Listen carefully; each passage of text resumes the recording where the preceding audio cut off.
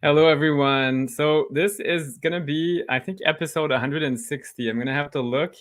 But today I'm really excited. I have an awesome guest, Marinella Nicolosi. Sorry, you'll have to correct me if I can get it right. And today is also a special day. This is probably the last recording of Wine and Real Estate in Canada. So as you can see, for those tuning in to the video version, it's getting quite sparse. So I'm actually auctioning all my belongings next week. It's kind of scary jumping off a cliff. I'm going to leave with one little carry-on, and that's it. No cars, nothing, no furniture, nothing at all. So anyway, today, an awesome guest. We're talking about private lending, which lends itself well because I have a lot of cash now and nothing that I own in Canada anyway. So, Marinella, welcome.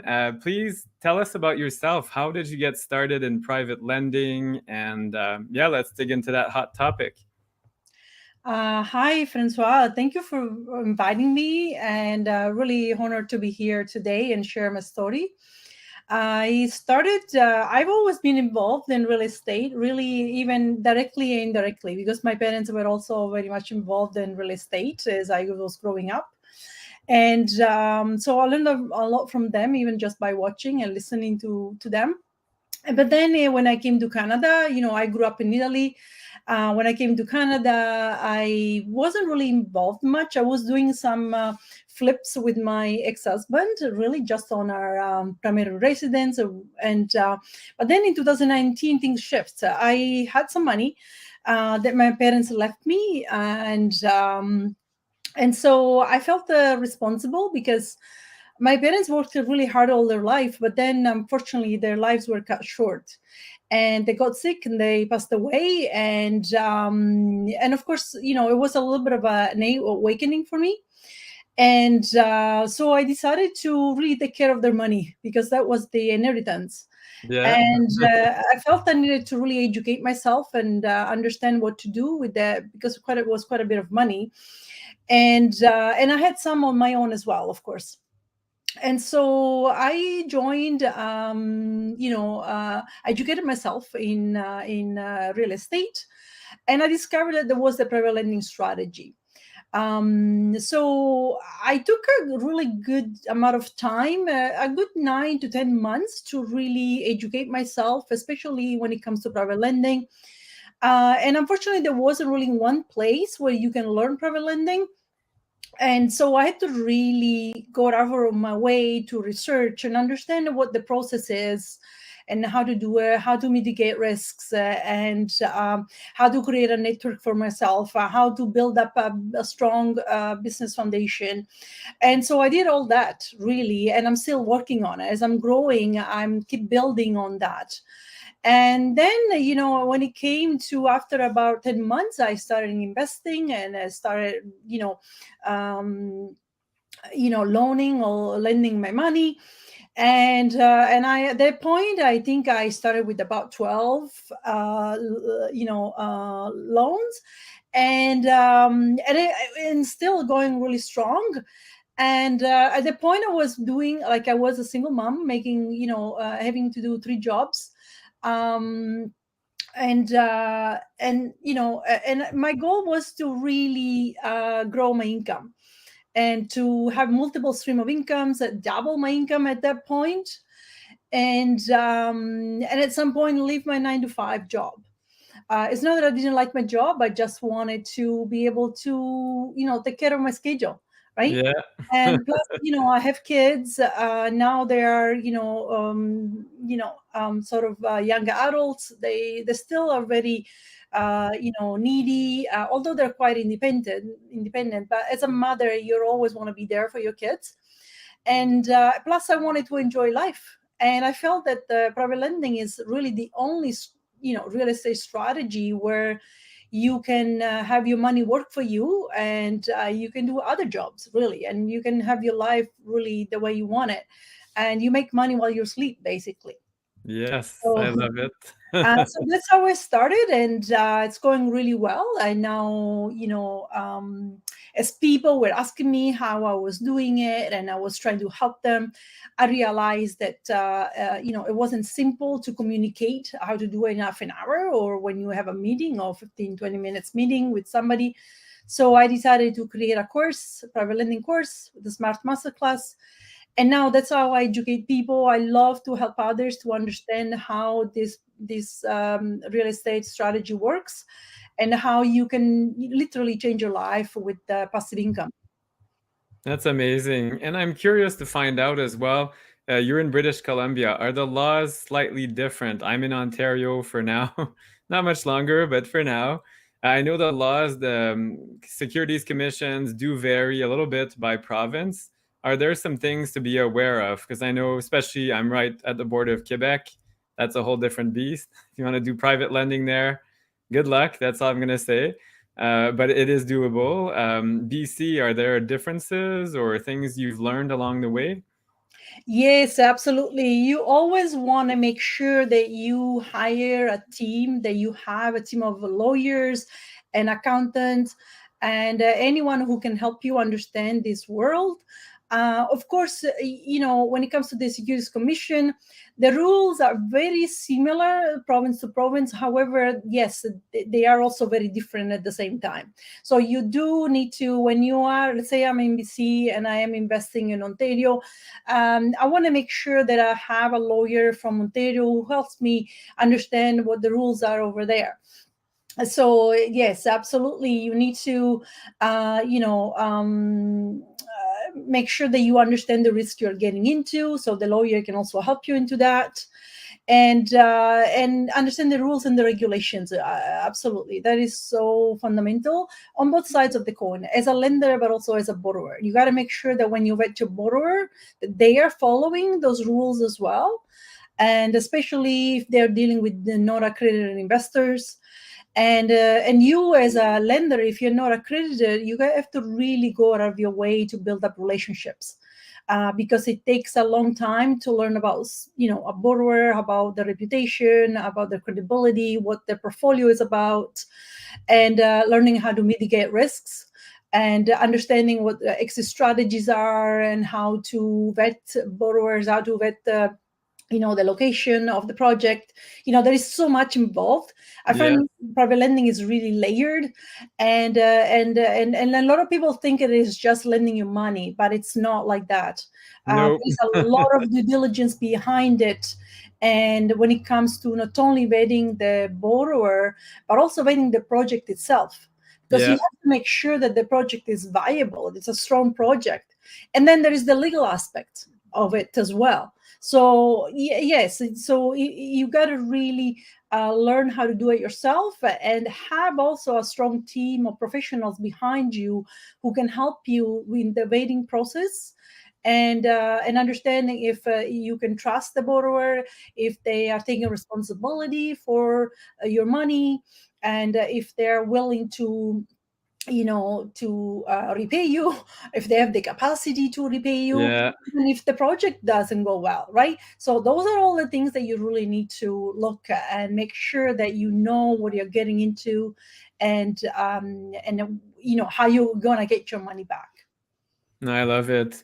And you mentioned a point earlier. I know for you, it's probably common knowledge, but to some people, what's the difference between accredited and non-accredited investors?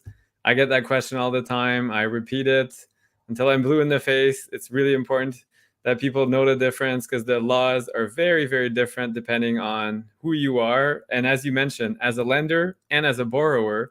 So if you could expand on that, Marinella, that'd be great. Yes, absolutely. As an accredited investor is a sophisticated individual who has a certain, these individuals or companies, they are at a different level, financially. And so as an individual, you would have to make at least 200 to, depending whether it's, if you are, it's your own income, is the individual income, or with a spouse, between 2 to 300,000 a year, and for consecutively for 3 years in a row, right? And or you can you have to have a liquid assets of 1 million or more, or you have assets of about 5 million. And in that case, you can include your primary residence. When it comes to the cash, basically, is when it comes to the 1 million, you cannot include your primary residence as well, because that's not considered cash value. So those are pretty much sort of the general rules. But like we were saying before, make sure that, if you really want to know more about what an accredited investor is, that you consult with a securities lawyer, because there is a lot more to that as well. Yes. And the ins and outs, and see if you follow in those within those guidelines. Yeah, because it makes a big difference. I see people on social media raising capital, asking for money, promising returns, all kinds of big no-nos that the securities commissions are looking for, and they can get in trouble. And people don't, they mean well, they're starting out, but it's a very dangerous space to be in. So that's why it's important to join programs like yours. I know you're not teaching on the securities part directly, but still people are now equipped. They have the right network. And earlier you mentioned as well about building your network. Why is that important, and how would you do it? Absolutely. I really agree with everything you said. I find that actually, like you said, a lot of people out there are just, asking for money, and they're not Yeah. even willing to build up on relationships. I receive people, people knocking on my door. They don't even know me, and they ask me for funds. That's illegal. That's soliciting for funds, right? Yeah. That's soliciting, and that's, again, that's not that's illegal. I could literally go to the Securities Commission and say, hey, this guy started asking for money, right? If I Yeah. was somebody who wanted to put people in trouble. But I usually don't do that. However, like you said, that's why it's important to have a network, because especially for people who are not accredited investors, you need to have a minimum of 12 points of contact in order to be able to invest with somebody. So it means that you fall within the category of friends of family. Yeah. So if you're not a family member, then you should fall within the friends. But how do you define a friend? If That's you it. just meet Facebook friend. somebody, yeah, if you just meet somebody that, or you ask somebody you don't even know for money, that's not your friend, right? No. And you don't even know if they are accredited, right? So, and that's why it's very important to build up your network.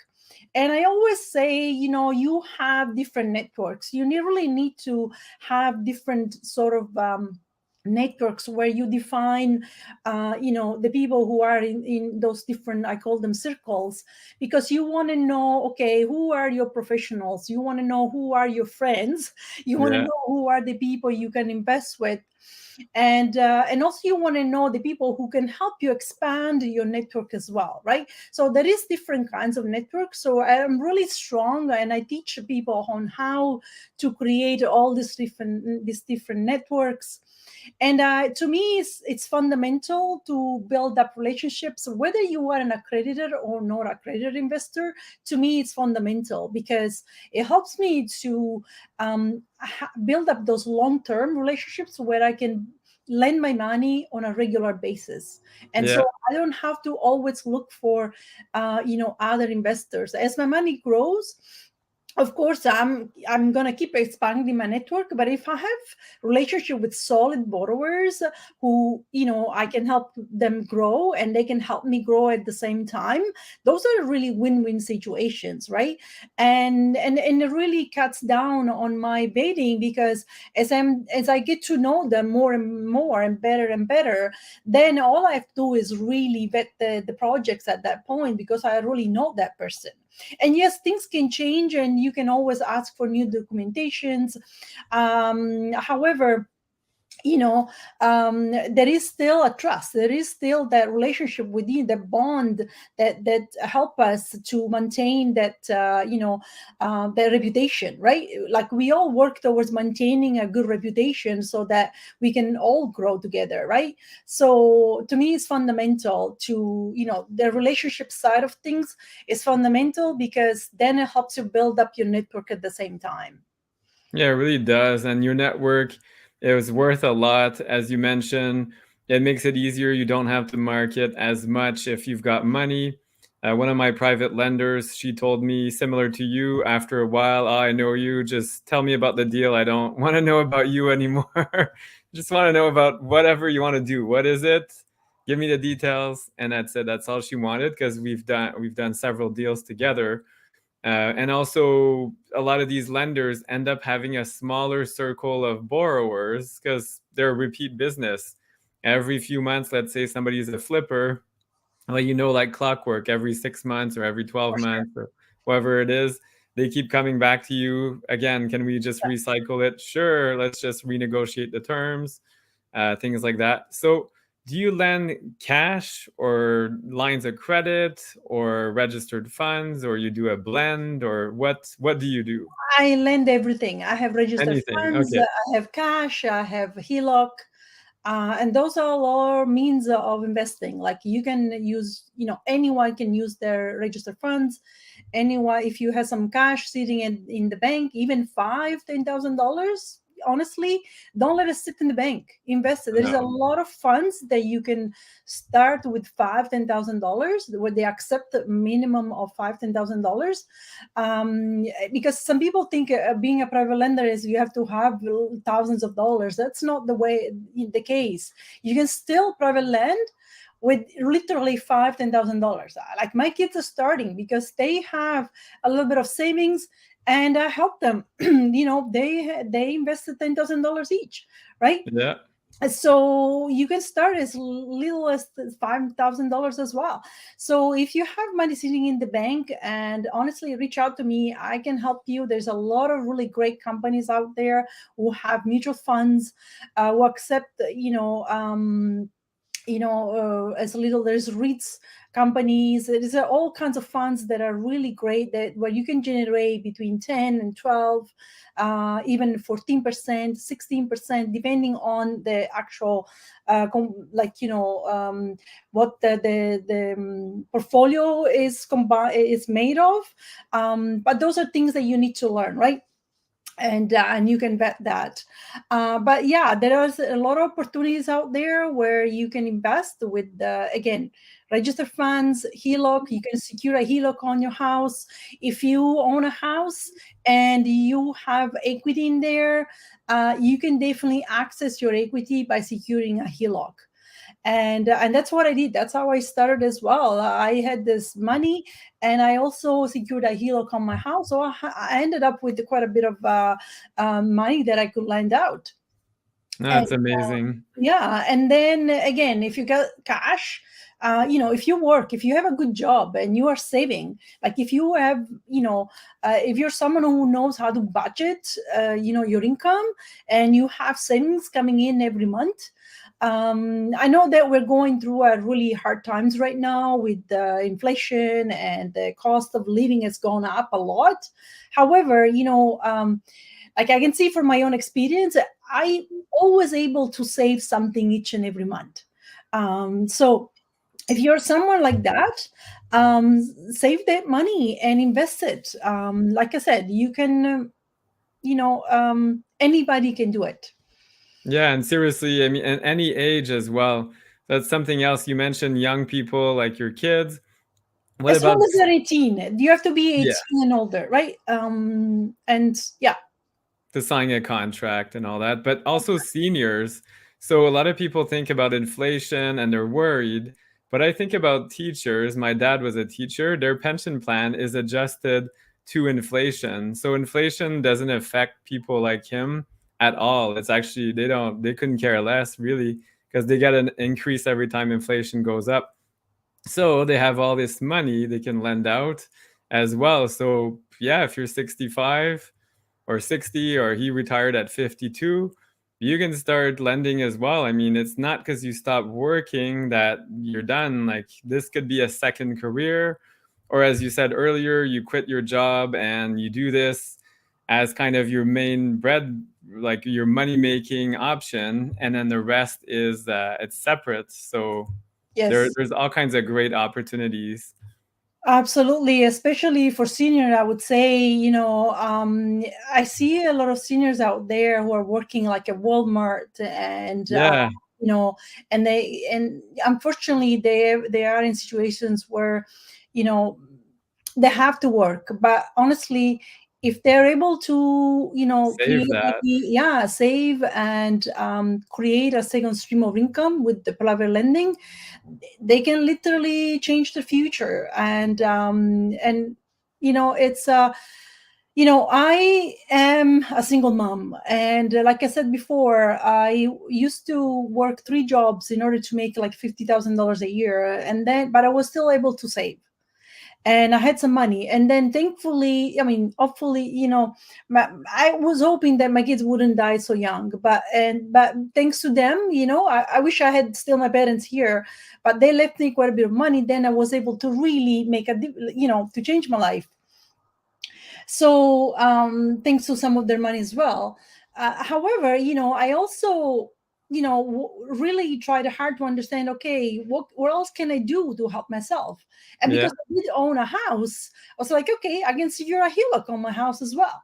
So you have to be creative. You really need to educate yourself and understand what is that I can do. Talk with professionals, with like mortgage brokers who specialize in private lending, because I can tell you, not all mortgage brokers understand the private lending side. No. They actually have to educate themselves on private lending. Yeah. They don't get educated on private lending. Mortgage brokers, they have to do special courses in private lending in order to specialize in that. So don't just go with it to any mortgage broker. You have to go to the right ones. But if you find those ones who are specialize in private lending, they can really help you understand what you can do with your financial situation, and how you can start, where to find your initial capital to invest. And again, like I said before, even if you have $5,000-10,000 sitting in the bank or in a mutual fund that is only making 0.5%, like you can literally take that and invest it in something else where you can generate 10% now, and there is no fees. That's the beauty of private lending, that if you invest your money in your mutual funds through a bank, there is fees involved, which Yes. takes basically you're not making any money, because the Nope. fees basically are eating all your returns. In private lending, there is no fees attached. On the contrary, your borrower pays for your fees. Yes. It's great. So, it's a really those are the strengths of private lending, that you can also decide who you want to lend with, what and where and how. You are really the master of yourself, like your own master. So you can really decide what you want to do with your money, and there isn't really the bank associate who is going to tell you what to do. No, and I love it. And a lot of people think registered funds, let's say let's take an RRSP. So, okay, great. The money's going to go back in that registered fund, but people forget fees, which you mentioned there. As a private lender, you could charge all kinds of fees that are outside of the registered fund. So some of the money you actually get in your hands or in your account, and then a lot of it goes to the RSP, obviously, but you can still do quite a bit that way and create an income stream with money you may have accumulated through a job. Like some employers do a match, so you put in 3% of your paycheck, and then they put in 3%. Sometimes that amount can be lent out depending on how it's set up.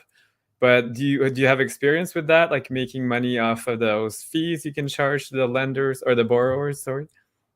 Yeah, basically, usually when it comes to, when you are investing with the borrower, and you are doing, let's say, a mortgage, like you can lend your registered funds and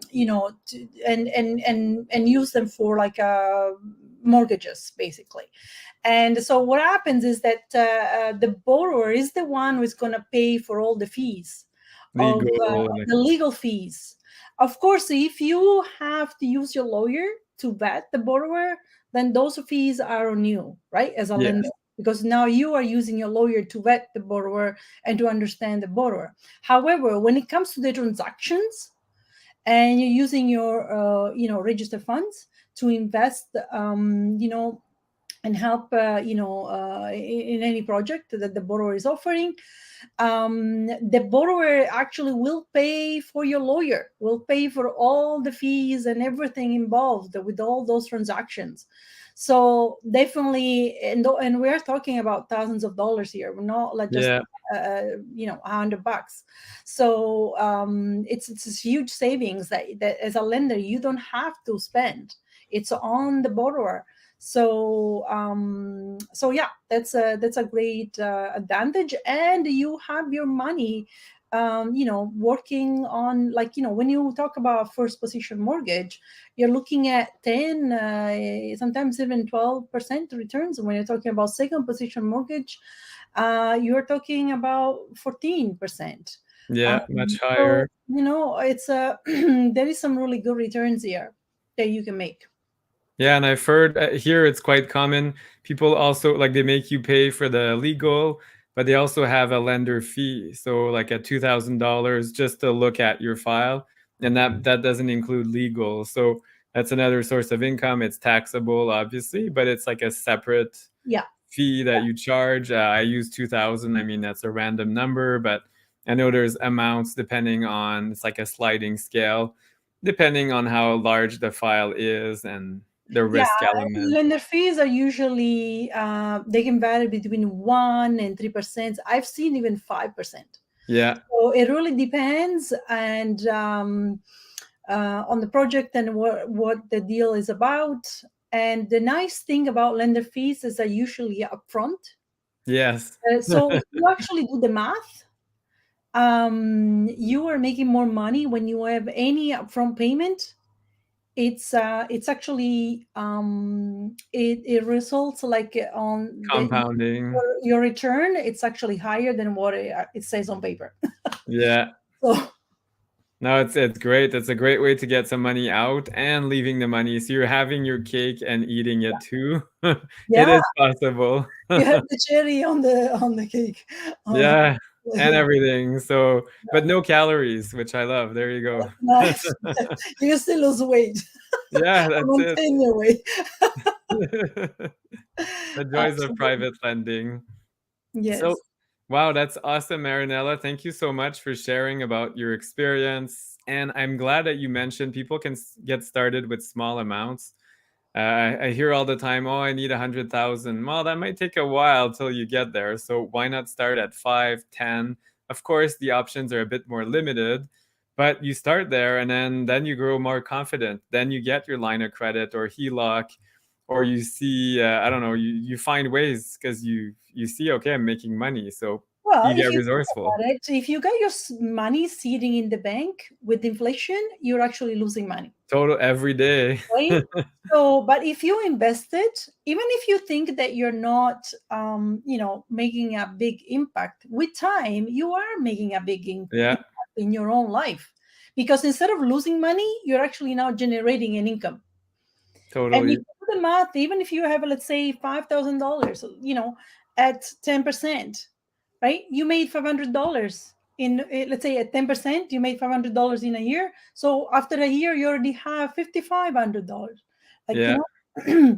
so it's important to understand that you can grow even in a little way and in a small step, but at least you're growing. You're not losing money.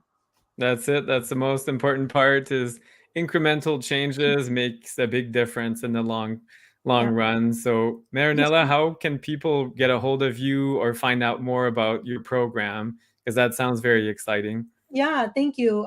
For sure. First of all, you can go to my website, privatelendingqueen.com. It's very easy.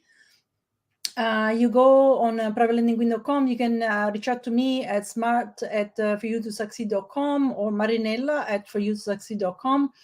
There is a link there. It's you can set up a discovery call on my website with me. And you can read all about the Smart Masterclass, my private lending course, which is both for borrowers and lenders, on my website. So yeah, it's privatelendingqueen.com. I don't know if you're going to put the link as well on the. Yes, I'll on share the show. link. Yeah, and people literally go on my website, and there you can find out even more about myself and the course. And again, you can reach out to me through email. You can set up a discovery call on my website. That's amazing. Well, thank you so much. It was a pleasure, and we'll have to connect again soon. I can't wait to hear what you're doing next, if you found a new source of money to lend and leverage. And yeah, it was a pleasure. I invite everybody to follow Marinella on social media as well. You're quite active. You share some really good insights and other interviews as well. So it's always nice to have a guest such as yourself. Thank you. Thank you very much. I will post this interview on my website as well. I have a media page. Okay, excellent. So yeah, I will definitely link this to my website so people can listen to that to this one as well on the website, and with many others interviews as well. Wonderful. Well, thank you very much, and have a great rest of your day. Cheers. Thank you. It was great to be here.